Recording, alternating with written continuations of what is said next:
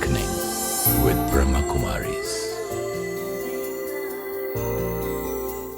नमस्कार, awakening with Brahma Kumaris में आप सबका स्वागत। ओम शांति। आपको याद होगा कि इन दिनों हम बात कर रहे हैं एंगर की।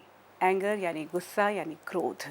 ऐसा लगता है कि ज़िंदगी का सच है गुस्सा करना या गुस्सा अपने आसपास चारों ओर देख रहे हैं। लेकिन पिछली बार हमने बात ये की थी कि ये गुस्सा, ये क्रोध जिसे हम मान के चलते हैं कि ये बहुत सहज है, ये आ जाता है, ये क्या करता है हमें, क्या होता है हमारे साथ जब हम गुस्सा कर रहे होते हैं। और दूसरी बात हमने ये समझा था, ये बिलीव था कि दूसरों के कारण या फिर किसी सिचुएशन के कारण हमें गुस्सा आ रहा होता है। लेकिन एक और बिलीव सामने आया था कि गुस्सा जब भी आता है उसकी वजह मैं खुद होता हूँ, क्योंकि मैं कर रहा होता हूँ या मैं कर रही होती हूँ वो गुस्सा। ये भी ज़रूरी नहीं कि आप इस बिलीफ को मानें। ज़रूरी है कि हर बार जब क्रोध आए तो समझें, पॉज लें और उसके बाद उसे खुद अनुभव करें। और आगे चल के ये भी जानने की कोशिश की थी कि क्या कुछ और बिलीव्स हैं जो गुस्से या क्रोध से जुड़े हुए हैं। आज की इस कड़ी में जानने की कोशिश करते हैं कि कौन से और ऐसे कुछ मान्यताएं, बिलीव्स हैं जो हमने ज़िंदगी में शामिल कर ली हैं जो कि गुस्से से जुड़ी हैं। और इस पर बातचीत करने के लिए हमारे साथ हैं ब्रह्मा कुमारी सिस्टर शिवानी। ओम शांति। ओम शांति। सिस्टर शिवानी, एक बात जो सामने आई थी वो ये गुस्से से जुड़ी हुई थी कि गुस्सा जो है वो एक मान्यता हम अभी तक जो चल रही थी कि दूसरों के कारण गुस्सा आता है। और आपने ये कहा था कि अगर हम देखें सही तरह से, अगर उसे जांचें तो गुस्सा हम खुद कर रहे होते हैं। तो ये भी अनुभव के ऊपर चलते हुए करना था। और कुछ और ऐसे बिलीव्स गुस्से से जुड़े हुए हैं, क्या हम थोड़ा और उनके बारे में जान सकते हैं कि क्या है वो और बिलीव्स? कई बार या ज़्यादातर ऐसे होता कि परिस्थिति इस तरह हमें दिखाई देती या जो सामने वाले व्यक्ति ने जो बोल हमारे प्रति यूज़ किए वो इस तरह होते हैं कि एकदम से हम ऊपर से कहते और कोई चॉइस ही नहीं थी मेरे पास, कोई चारा नहीं था। गुस्सा तो मतलब करना ही था उस टाइम, और तो कोई ऑप्शन था ही नहीं जैसे उस टाइम। ये भी एक बिलीफ अंदर बना है कि I have no choice, I had to get angry.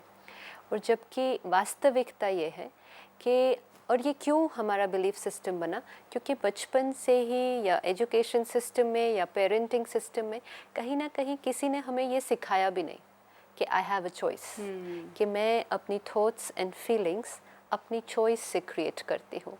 कहीं ना कहीं बचपन से ही वो चला आया कि वो जैसे अपने आप क्रिएट हो रहा है, तो वो किसी ने सिखाया नहीं, तो I did no, I am not conscious of it. Do I have a choice या I M automatic?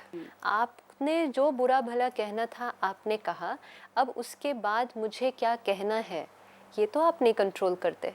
I have a choice. And आप देखेंगे डिफरेंट टाइम्स पे हम अपने मूड के हिसाब से अपनी चॉइसेस को यूज़ करते भी हैं। कई बार मूड बहुत अच्छा, तो अगर आपने कुछ बहुत बुरा भी कह दिया, मेरा मूड ही इतना अच्छा है उस टाइम, क्या ऐसे हाँ चलो छोड़ो। हाँ, तो व्हाट डिड दैट हैपन? आपने तो फिर भी उतना ही बुरा कहा था। और कई बार मूड अच्छा नहीं है तो आपने थोड़ा सा भी कुछ कह दिया, I will go and I say I have no choice.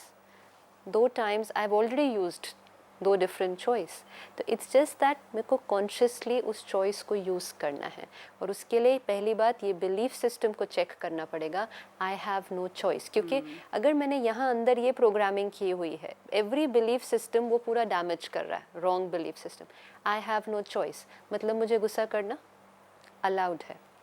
I have a choice, मैं जो थॉट जो फीलिंग अभी क्रिएट करूँ, it's my choice. Then I ask myself Which one do you want? इस पे काम करना हम तभी शुरू करेंगे जब कहीं बेसिकली अंदर deep within we would like कि anger should get out of my system. तो इसीलिए कहा था कि सबसे पहली चीज़ परिवर्तन के लिए फर्स्ट वो होगा अंडरस्टैंडिंग कि एंगर मेरे लिए हानिकारक है। जब तक वो नहीं होगा तो सेकेंड स्टेज पर नहीं जाएंगे। First thing is anger is unhealthy for me, it is absolutely bad for me, not for the world, not for anybody else, for me. Second is then कि मैं उसके लिए ज़िम्मेवार हूँ। एंड थर्ड इज़ कि कौन सी बिलीफ सिस्टम है जो मुझे चेंज करनी है।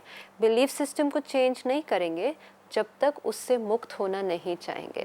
तो अगर क्रोध अच्छा लगता है then you don't have to get rid of it. It's only अगर वो आपको कंफर्टेबल नहीं है, आपको और आपके चारों तरफ जो लोग हैं, आपके अपने हैं, आपके ऑफिस के लोग हैं, उनके लिए भी वो हानिकारक है, तो then why not? What good, again anger is good, तो what good is it giving to me, वो देखना होगा। And another very common belief system is कि एंगर तो नॉर्मल है, ये तो नॉर्मल है, यू नो, इसमें गलत क्या है, गुस्सा किया तो इसमें गलत क्या है। तो नॉर्मल की परिभाषा भी हमने कैसे बनाई, क्योंकि कर करके हमने इतनी बार गुस्सा किया, इतनी बार गुस्सा किया कि अब वो हमारा संस्कार बन गया है। तो कोई भी चीज़ बार बार करने से वो हमारा संस्कार बन गया and we are comfortable with it. और तब जब हम उसको कर भी देते हैं तो हम कहते हैं ये तो नॉर्मल है, यू नो, इसमें गलत क्या है। तो जब तक हम ये बिलीफ रखेंगे कि एंगर नॉर्मल है, we will not do anything about it. I will have to tell myself कि एंगर एक नॉर्मल इंसान के लिए टोटली अब नॉर्मल है। एंगर इज़ अब नॉर्मल क्योंकि it doesn't make me feel good. ये change करना पड़ेगा। जैसे मैंने अपने आप को कहा एंगर अब नॉर्मल है मेरे लिए, I will start working on it. लेकिन पकड़ के रखा एंगर नॉर्मल है, तो नॉर्मल चीज़ तो मुझे करना अलाउड है।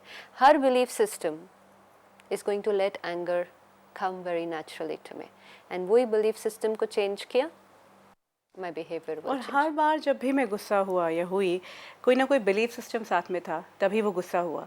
So again okay, checking actually is that कि मैंने कौन से बिलीफ सिस्टम को लेके गुस्सा किया। Self awareness is that.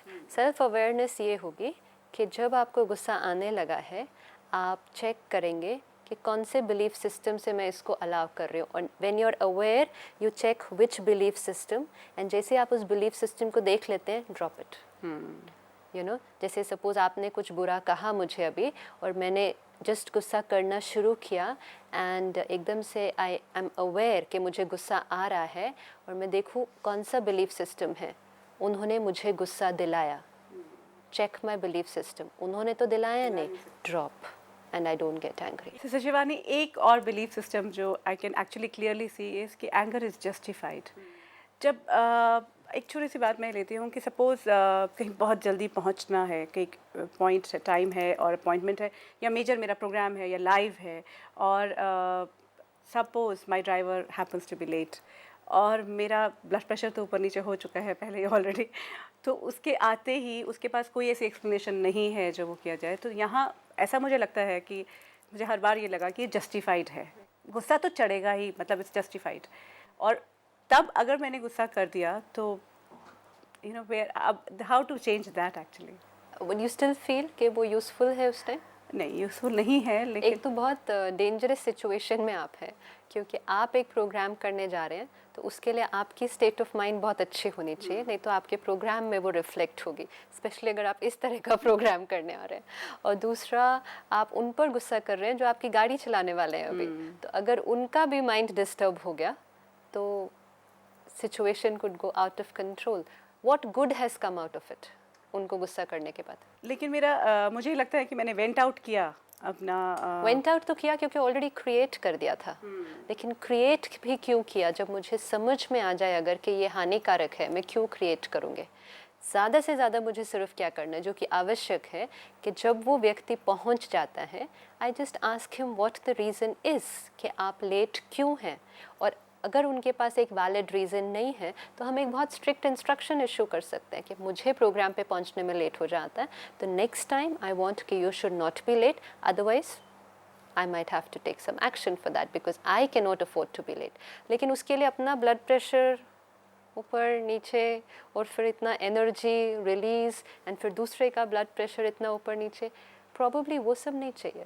लेकिन कई बार ये लगता है कि गुस्सा एक मोटिवेटर है कि ये काम कराता है, और इसको तो हम बहुत अच्छी तरह से यूज़ करते हैं, और ये हमारे हर क्षेत्र पे यूज़ हो रहा है आज। पेरेंट्स बच्चों के साथ यूज़ करते हैं। मोटिवेटर, मैं गुस्सा हो जाऊंगा, मतलब वो इवन कॉर्पोरेट सेक्टर में सीनियर लेवल से लेकर के गुस्सा कराने से काम जल्दी हो जाएगा। एंड इवन आज हम देखते हैं लाइक यू नो जो सीनियर लेवल पर हैं कॉर्पोरेट्स में, वो सोचते हैं कि अगर इनको गुस्सा कर दो ना तो ये ज़्यादा अच्छा परफॉर्म करने लग जाएंगे, क्योंकि इनको लगेगा हमें करके दिखाना है। But it's not really going to happen that way, क्योंकि कहीं ना कहीं जब हम बार बार गुस्सा करते हैं, और कईयों की पर्सनालिटी भी ये बन जाती है कि वो डेलिबरेटली गुस्सा करते हैं ताकि उनको ये लगता है कि उनके गुस्सा करने से जो सामने वाला है वो कुछ नया सोचेगा, वो क्रिएटिव सोचेगा, वो यू नो कुछ करके दिखाएगा, या जितना देर में करने वाला था उससे जल्दी करके दिखाएगा, क्योंकि उसको डर है कि मैंने गुस्सा किया या गुस्सा कर दूंगा। बट एक्चुअली व्हाट हैपन्स, जो सामने वाला है वो स्विच ऑफ हो जाता है। जब उसका सीनियर उसे गुस्सा कर देता है, वो जो परफॉर्म कर सकता था ना, एक्चुअली उससे कम परफॉर्म करता है। एंड मोस्ट इम्पॉर्टेंट चीज़ ये है कि वो उस सीनियर से तो बिल्कुल दूर हो जाता है, बिल्कुल दूर हो जाता है, बिल्कुल। और यहाँ तक कि आपको वो सीनियर बहुत ज़्यादा पसंद ही नहीं, आप अवॉइड करना शुरू करते हैं कि इनसे तो बहुत ज़्यादा मिलना ही ना पड़े। किसी भी रिलेशनशिप की जो फाउंडेशन है वो है ट्रस्ट और रिस्पेक्ट, और ट्रस्ट और रिस्पेक्ट दोनों गुस्से से नहीं मिलने वाले हैं। तो ट्रस्ट और रिस्पेक्ट अगर हमें बिल्ड करनी है एक रिलेशनशिप में, तो गुस्सा उस रिलेशनशिप में एक्सेप्टेबल नहीं है। जब हम गुस्सा करते हैं बार बार, स्पेशली एज अ सीनियर, अगर हम अपने जूनियर्स पे या एज अ पेरेंट अपने बच्चों पे बार बार गुस्सा करते हैं, हम प्रूव कर रहे हैं कि मेरा अपने ऊपर कोई कंट्रोल नहीं है, मेरी अपनी कोई रिस्पेक्ट नहीं है। आप मेरी क्या रिस्पेक्ट करोगे, मेरी खुद ही रिस्पेक्ट नहीं है। That's why I am going out of control every time. तो anger is not the tool, क्योंकि as a leader, as a team leader या एज अ पेरेंट, आपको करना क्या है, आपको इन्फ्लुएंस करना है। आप चाहते हैं ना कि आप जो चाहते हैं वो हो जाए, तो आपका प्रभाव उन पर पड़ना चाहिए, लेकिन आपका इन्फ्लुएंस उन पर पड़े उसके लिए वो आपके क्षेत्र में तो होने चाहिए इंटरनली। लेकिन अगर वो आपसे इतनी दूर चले जाते हैं तो आपका इन्फ्लुएंस उन पर कैसे पड़ेगा, क्योंकि इंटरनली वो आपसे बिल्कुल स्विच्ड ऑफ है। They are not even interested in listening to what you are saying, only out of fear they are doing what you want.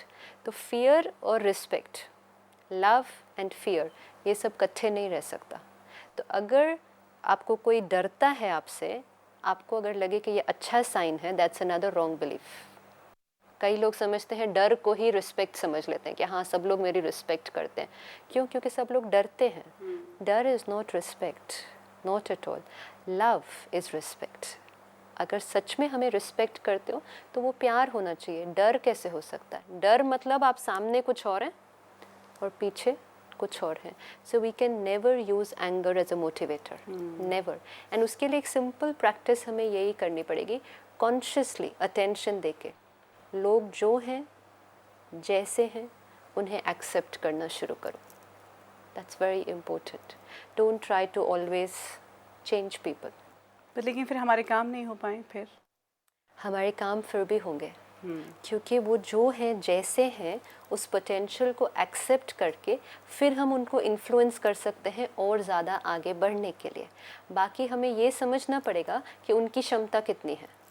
आप किसी को उसकी क्षमता से बहुत ज़्यादा आगे पुश नहीं कर सकते हो गुस्से से। उल्टा गुस्सा करने से आप उसको और ही अपनी क्षमता से नीचे ले आएंगे, और जो एनर्जी एक्सचेंज होगा सारा दिन, उसका क्या, और जो मेरा नुकसान वो होगा। सबसे बड़ा, सबसे आई थिंक हमें बहुत सेल्फिश हो जाना चाहिए कि कहीं ना कहीं really depleting very me. Selfish, and absolutely. Of course एक और बात ये कि इससे ये मेरी आदत बनता जा रहा है। और एक्चुअली अगर हम देखें तो जब हम इस तरह का मेथड यूज़ करते हैं, हमारा अपना मोटिवेशन, हम मोटिवेटर के लिए यूज़ कर रहे हैं ना, हमारा अपना मोटिवेशन लेवल तो डाउन हो जाएगा, और जो दूसरे का मोटिवेशन है वो भी कहीं ना कहीं डाउन होगा, और एनर्जी एक्सचेंज जो बीच में है, दैट्स वेरी नेगेटिव।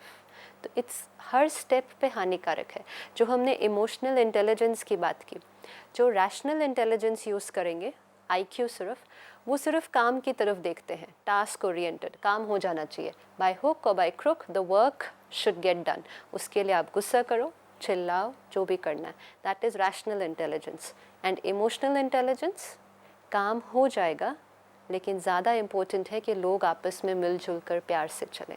उनका ज़्यादा फोकस ये होगा कि रिलेशनशिप्स, लोग आपस में बहुत हेल्दी हो, and they are sure about that कि जब वो हेल्दी होंगे तो काम तो अपने आप हो जाएगा। तो फोकस चेंज हो गया, टास्क ओरिएंटेड की जगह पीपल ओरिएंटेड।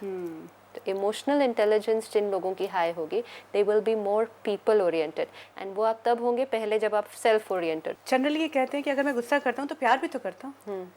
तो एक ये कहीं ना कहीं हमें खुद को ये फीलिंग होती है कि गुस्सा करके गलत ही किया हुआ है। एक जने को आपने गुस्सा किया, वो जितनी एनर्जी सारी आपने उस तक फेंकी, बाद में वापस किसके पास आएगी?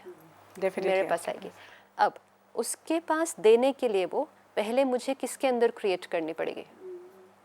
That is the biggest irony. मतलब वी कांट हेल्प इट। मुझे आपको गुस्सा करना है, I have to give anger to you, लेकिन आपको देने के लिए पहले मुझे अपने आप को देना पड़ता है। तो पहले यहाँ क्रिएट होता है वो सारा, तो सारा वो नेगेटिविटी पहले यहाँ क्रिएट होती है, यहाँ से निकलती है, आपकी तरफ जाती है। तो जो गुस्सा कर रहा है उसका जो डैमेज है वो अंदर से बाहर है, उसने अंदर वो एनर्जी क्रिएट की फिर बाहर की तरफ फेंकी। जो गुस्से को रिसीव कर रहा है उसका जो डैमेज है वो बाहर से अंदर है, वो बाहर से रिसीव करेगा और फिर उसको जितना अंदर लेकर जाना पड़ेगा वो लेके जाएगा। तो ज़्यादा नुकसान किसका हुआ? जिसके अंदर से जा रही है वो। Of course, सी क्योंकि कहीं ना एट कहीं burn एवरी करती है। स्टेप जो आपको जो दिया आप तक तो पहुंचते पहुंचते वो डाइल्यूट होगा और फिर आपके पास अपनी लेयर है कि आपको कितना लेना है, लेकिन आपको देने के लिए सारा तो मैंने अपने अंदर से क्रिएट किया। अब आप सिर्फ एक हैं, अब मुझे सारा दिन में कम से कम 10-15 लोगों को इस तरह से गुस्सा करना पड़ता, क्योंकि ड्राइवर नहीं आया, फिर मेड ने ठीक से काम नहीं किया, बच्चे बिगड़ रहे हैं, फिर इधर जूनियर, फिर उधर कोई और। सो ऑन एन एवरेज हमारे पास कम से कम 10-15 लोग होंगे सारा दिन के अंदर जिन्हें हम जस्टिफाई करते हैं कि हमें गुस्सा करना पड़ता है। करते जाइए, उन सबको एक एक बार मिलेगा और हमें 10 लोगों को करने के प्रोसेस में 10 बार हमारे अंदर से गुजरेगा, फिर वो 10 लोगों तक पहुंचेगा और फिर वो रिटर्न में हमारे बारे में कैसे सोचेंगे? वो एक कंटिन्यूस रिलेशनशिप की नहीं, नेगेटिव ना। अभी आपको गुस्सा कर दूं तो आप कैसे सोचोगे? वही सब सोचोगे। वो सारी एनर्जी कहाँ आएगी? यहाँ आएगी। तो 10 टाइम्स 10 बार क्रिएट किया बाहर जाते टाइम, 10 बार अंदर। तो सारा दिन में मुझे कितनी बार मिला? आप सबको एक एक बार मिला। मुझे ना, अगर फिर भी अपना इतना नुकसान करना चाहते हैं, लेकिन यू नो ऐसे शिवानी, यहाँ पे मैं एक बात बोलना चाहूँगी कि वो इतना जल्दी, मैंने पहले भी बात की थी कि रिएक्शन इतनी जल्दी होता है या गुस्सा इतनी जल्दी आता है और हम सोचने से पहले पहले तक ही एक्शन ले चुके होते हैं। ये चीज़ उस टाइम नहीं सोचनी है डेफिनेटली, क्योंकि अगर उस टाइम सोचेंगे तो ये अब रुकने वाला नहीं है। ये जब बिल्कुल ठीक है, बिल्कुल नॉर्मल है, ये तब सोचने की बात है कि ये सारे जो मेरे बिलीफ सिस्टम्स हैं, जो हमने कहा गुस्सा कोई हमें और दिलाता है, गुस्सा नॉर्मल है, गुस्सा नेचुरल है, ये भी एक बहुत कॉमन, ये तो नेचुरल है। इनफैक्ट अगर कोई कहे कि मुझे गुस्सा नहीं आता, तो everyone will look and mostly people will say ये तो झूठ बोल रहे हैं, क्योंकि वो इतना अननेचुरल समझा जाता है। तो गुस्सा नेचुरल है ये भी क्यों हम समझते हैं? क्योंकि हम मेहनत नहीं करना चाहते, तो हमने उसी को लेबल दे दिया। क्योंकि अगर वो अननेचुरल है तो हमें मेहनत करनी पड़ेगी नेचुरल स्थिति पर आने के लिए, तो हमने उसी को नेचुरल लेबल दे दिया। जैसे अगर किसी को बुखार, कईयों का बॉडी टेम्परेचर नॉर्मल से थोड़ा ज़्यादा रहता है, तो 99 नॉर्मल रहता है। अब सी अगेन 99 नॉर्मल रहता है, क्यों? 99 इज़ नॉट नॉर्मल, लेकिन क्योंकि वो हमेशा ही 99 उनका रहता है and they are not able to bring it down, तो उन्होंने अपने लिए ये पैरामीटर सेट कर दिया कि मेरे लिए ये नॉर्मल है। बहुत से दर्शक ये कहें भी कि हाँ, जब मैंने मान लिया इसे कि नेचुरल है, तो मेरे पास और बहुत सी चीज़ें काम करने की, इस पे काम क्यों करूं? क्यों करें? क्योंकि और मेन जस्टिफिकेशन उसका ये भी हो जाता है, सब लोग करते हैं, सब लोग ही तो कर रहे हैं, ऐसे कैसे हो सकता है कि सब कुछ करते हुए, घर परिवार सब संभालते हुए गुस्सा ही ना आए? That's how natural, it's so ingrained that belief system कि ये तो नेचुरल है। आजकल जैसे बहुत हम पढ़ते हैं हेल्थ के बारे में अगर, तो लोग हमें बताते हैं कि जितना हम भोजन खाते हैं, पका हुआ जितना भोजन खाते हैं, तला हुआ, फ्राइड, ये हमारी बॉडी के अंदर टॉक्सिन्स क्रिएट करता है। हमें पता है, फिर भी हम वो भोजन खाते हैं और फिर वो टॉक्सिन्स क्रिएट करता है और हम कहते हैं ये तो नेचुरल है। अब टॉक्सिन्स तो नेचुरल नहीं हो सकता, नेचुरल तो हेल्दी बॉडी है। हमने अपनी बीमारियों के साथ अपनी बॉडी को एक्सेप्ट कर लिया कि ये नेचुरल है। तो आजकल ज़्यादातर किस चीज़ का प्रचार हो रहा है कि डिटॉक्सिफाई योर बॉडी, बीच बीच में कुछ ऐसा करें जिससे वो सारे टॉक्सिन्स जो अक्यूमुलेट हुए हैं वो निकल जाने चाहिए। तो डिटॉक्सिफाई योर बॉडी, उसके लिए आप कच्चा खाओ, फ्रूट खाओ, ओके। जो कर सकते हैं वो कर लेंगे, जो नहीं कर सकते क्यों? क्योंकि वो एफर्ट नहीं करना चाहते अपने आप को डिटॉक्सिफाई करने के लिए। Same thing with the mind, these are toxins, ये अक्यूमुलेट हो गए हैं। आप मेडिटेशन कीजिए, अपने ऊपर अटेंशन रखने शुरू कीजिए, इट विल गेट डिटॉक्सिफाइड, पूरी तरह से वो पॉइजन सारा बाहर निकल जाएगा। मेहनत नहीं करना चाहते, ये तो नॉर्मल है। तो उस टॉक्सिन को, उस जहर को जो अंदर भरा हुआ है, उसी को नेचुरल मान के चलना अपने लिए कितना हानिकारक हो जाता है। It is such so damaging, हम कितना नुकसान अपना करते हैं। और नॉट इवन अंडरस्टैंडिंग कि ये कहाँ तक जा रहा है। जैसे आपने कहा कि जो चीज़ें जो फिज़िकल लेवल पे हमें टॉक्सिक है, उनके लिए तो हम फिर भी एक बार को सोचते हैं और जानने की कोशिश ज़रूर करते हैं। इसको हम समझ ही नहीं पाते। जिस तरह की बातें हम कर रहे हैं कि बिलीफ सिस्टम हमारा ये है, ये सारी मान्यताएं हैं कि ये सहज है, ये नेचुरल है, ये ज़रूरी है, मेरे सर्वाइवल के लिए ज़रूरी है। एक मैं ऐसे शख्स को जानती हूँ जो कि एक बहुत बड़ी पोस्ट में है, और वो अपने सबॉर्डिनेट को हमेशा, there was this lady typist ही है, एंड उनको इतना शाउट और कर किया, वो बाहर चले गए। And then he actually change himself and he said मैं एक्टिंग कर रहा था क्योंकि डांटना ज़रूरी था। मैंने बोला तो ये आपकी बॉडी को कितना कर रहा होगा, तो ही सेड कि नहीं मेरे को, मैं तो एक्टिंग कर रहा था। बट अगेन वो उतनी देर के लिए आई थिंक एब्सोल्युटली ऐसा हो ही नहीं सकता कि आप उसको क्रिएट करो और वो अंदर वो टॉक्सिन्स नहीं क्रिएट हो। एंड आप क्यों, ज़रूरी क्यों, ये कौन सा बिलीफ सिस्टम था? आपका तो नुकसान हुआ ही हुआ और सामने वाले का। एंड एक सेकंड के लिए इवन सोचना चाहिए कि जब हम किसी को इतनी दूर से डांट देते हैं और जब वो व्यक्ति जाता है अपने जगह पे जाता है, बैठकर काम करता है, उसकी मनोस्थिति कैसी होगी? कितनी देर तो लग जाती है अपने आप को स्टेबलाइज करने में। And B actually shouted at the person ताकि उसकी परफॉर्मेंस अच्छी हो जाए। ये कौन सा बिलीफ सिस्टम? अच्छा, एक और बिलीफ सिस्टम जो मुझे लगता है कि इट गिव्स मी पावर, या it gives me energy, you know, adrenaline flows when I get angry. क्योंकि जब वो गुस्सा आता है एकदम से, तो it's like a surge of power, you know, एकदम से उत्तेजना जिसको कहते हैं, तो अलर्टनेस, ये लेवल बहुत ज़्यादा बढ़ जाता है। लेकिन एक्चुअली उसके बाद कैसा फील होता है? बिल्कुल ड्रेन आउट, मेंटली इमोशनली हम बिल्कुल एग्जॉस्टेड हो जाते हैं। लेकिन उस थोड़े क्षणों के लिए वो एड्रेनालिन रश जो मिलता है, लेकिन धीरे धीरे क्या होता है, बॉडी को उसकी एडिक्शन हो जाती है। अब वो एड्रेनालिन स्मॉल अमाउंट्स में इज़ ओके, लेकिन जब वो बार बार उतना सिक्रीट होता जाता है, that is also toxic for the body also. तो इसीलिए ये सारे जो बिलीफ सिस्टम बन गए हैं, इनको कहीं ना कहीं हमें हर समय चेक करना पड़ेगा। आप देखो आजकल पेपर में जब हम पढ़ते हैं, किसी ने अपने आप को मारने की कोशिश की, किसी ने सुसाइड किया, किसी ने अपनी रिस्ट स्लिट कर ली, फिजिकल हार्म, तो हम क्या सोचते हैं, अरे ये कैसे अपना इतना नुकसान कर सकते थे, और उनको हॉस्पिटल में एडमिट कराया जाता है। अब ये केसेस कितने होंगे रोज़ के? 100,000 पूरे वर्ल्ड। लेकिन मेंटल हार्म जो हम खुद को दे रहे हैं, इमोशनल हार्म, फिजिकल हार्म बहुत कम लोग करते हैं, और वो भी जब हम पढ़ते हैं तो हम सोचते हैं अपने आप को पता नहीं कैसे कर सकते हैं। और मेंटल एंड इमोशनल हार्म वो हम में से कौन कौन कर रहा है? Everyone, every day, and probably very very often during the whole day. तो वो हम अपने आप को कैसे कर सकते हैं? हम अपना ही नुकसान खुद ही कैसे कर सकते हैं? और फिर बोलते हैं उन्होंने नुकसान किया, उसने मेरे साथ ऐसा किया, मैंने अपने साथ कैसा किया? That's a very big question. Definitely, you know, somewhere actually, और मैं बहुत जस्टिफाइड करता रहता हूँ, मैंने कभी ये सोचा ही नहीं। एक्चुअली इस परिप्रेक्ष्य में अगर हम देखते हैं तो सबसे ज़्यादा नुकसान मेरा अपना हो रहा है, और ना सिर्फ इमोशनली या मेंटली, फिजिकली भी बहुत नुकसान पहुँचाया जा रहा एंड है। रिलेशनशिप्स ऐसे में बार बार करने से ज़्यादा थोड़े समय के बाद हम बहुत अकेले हो जाते हैं, because I tend to get disconnected from everyone around me, क्योंकि फिर बहुत ज़्यादा लोग मेरे आसपास रहना पसंद नहीं करते। तो relationship I am not liked, actually मेरी पर्सनालिटी ये बन जाती है। बहुत मतलब बहुत क्लियरली ये बात समझ में आती है सिस्टर शिवानी, और ये पता भी नहीं चलता मेरी पर्सनालिटी का हिस्सा कब बन गई, मुझे समझ में ही नहीं आ पाया।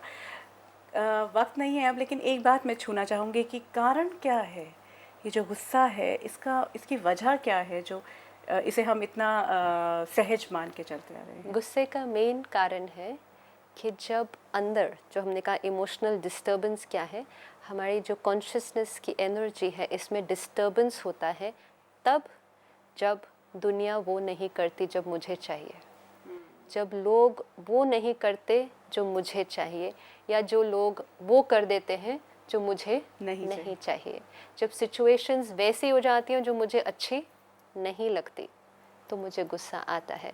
It's basically I have got used to this very strong belief system, the world should be according to the way I want them to be, and when the world is not the way I want them to be, then I'm allowed to get angry.